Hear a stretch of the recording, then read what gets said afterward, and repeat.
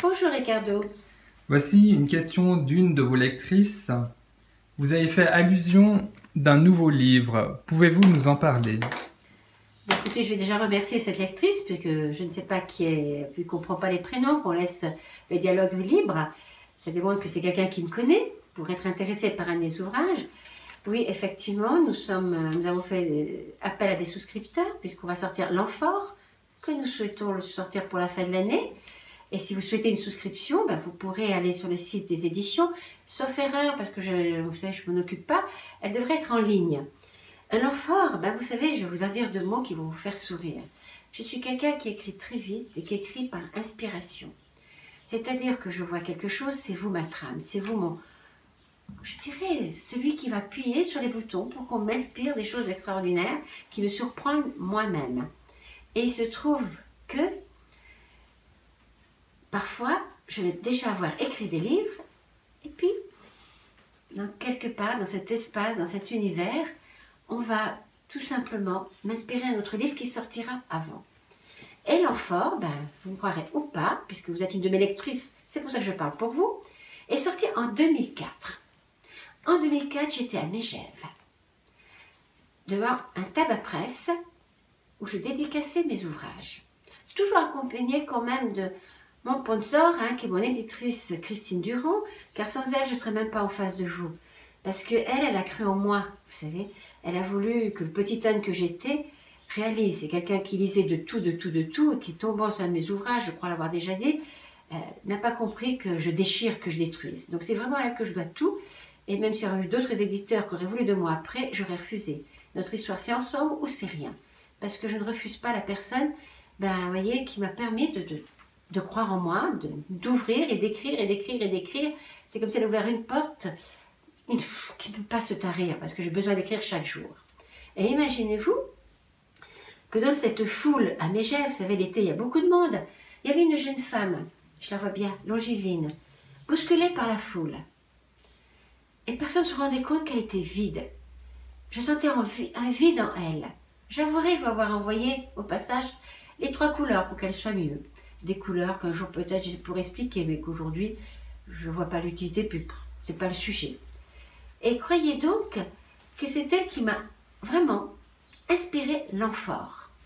Une amphore. Je trouvais qu'elle était vide comme une amphore. Et là, j'ai vite donné un ordre à Mme Durand en lui disant « Va vite me chercher un cahier de brouillon et un crayon de papier. Je dois écrire. » Donc j'avais le titre, le début et la fin. Et après, la plume va courir. Si vous avez déjà lu mes livres, vous voyez bien que tout le monde s'y retrouve. Ça peut parler à chacun d'entre vous. Mais aujourd'hui, je comprends, avec tout ce qui se passe, que ce n'est pas en 2004 que je pouvais le sortir. C'est aujourd'hui. Sans prétention, je crains qu'il aurait été beaucoup trop tôt et qu'on n'aurait pas compris tout ce que je voulais mettre à travers un roman. Ce qui est sûr, c'est que s'il peut être lourd, il va être comme d'habitude, difficile, parce qu'il fait mal des moments. Puis il va nous faire éclater de rire, il va nous surprendre. Mais à la fin, il termine toujours bien. Parce qu'il termine toujours avec une image d'amour. Parce que c'est pour cela que l'homme est créé. Pour se tendre vers l'espérance qu'un jour le monde ira mieux, et que lui aussi a droit d'être aimé. Que ce soit par un animal, que ce soit par la nature qui va le combler, il a le droit d'être aimé. C'est la seule chose qu'il doit se rappeler, quoi qu'il arrive dans sa vie. Je ne vous en dirai pas plus, je vous laisse le découvrir. Vous verrez d'ailleurs dans le résumé, c'est une jeune femme qui est pourtant d'un certain âge déjà, qui n'est pas une petite fille, qui est fille unique. Et puis tout d'un coup, voilà, qu'il se trouve que ses parents souhaitent se séparer.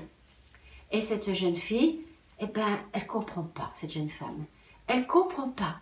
C'est inadmissible, ce sont ses tuteurs, ce sont ses fondations. Et c'est vrai que si on ne protège pas la famille aujourd'hui, je ne sais pas comment on peut retrouver les fondations de l'humanité. Mais elle ne sait plus où elle en est. Et elle va s'enfuir. Elle ne pense pas à sa maman, elle ne pense pas à son papa, elle est furieuse contre son père. Elle est sa mère qui tout d'un coup se dit, mais pourquoi tout d'un coup tout éclate? Surtout que ça s'est passé très vite. Il y avait simplement quelque chose qui était là, qui était latent, qui fait qu'on tombe dans le piège. Et puis, elle s'est enfuie. En s'enfuyant au pays de ses origines, elle va retrouver tout un chemin, tout l'amour. Et elle va découvrir aussi que ses parents ne sont pas forcément coupables, mais qu'ils ont oublié d'être des bons jardiniers. Parce que l'amour, pour moi, c'est une rose d'or. Et rose d'or ou pas, si on ne sait pas l'alimenter, si on ne sait pas la nourrir, on prend le risque que l'amour s'effrite. Je Je vous en dirai pas plus. À vous de découvrir, et si vous le souhaitez, ben, comme je vous dis, puisque je m'adresse surtout à vous qui vous dites être une nouvelle lectrice, eh bien, regardez sur le site, vous verrez qu'il y a la souscription a été, si je ne me trompe pas, mise en ligne. À vous de souscrire. Et ainsi, vous aurez le plaisir de me lire encore et encore, puisque si vous posez cette question, c'est que vous m'appréciez et je vous remercie, car grâce à vous, je peux continuer à semer. Merci à vous, madame, ou monsieur. Non, une lectrice, on m'a dit. Donc, madame, je n'en dirai pas plus. Merci, Josiane. Merci.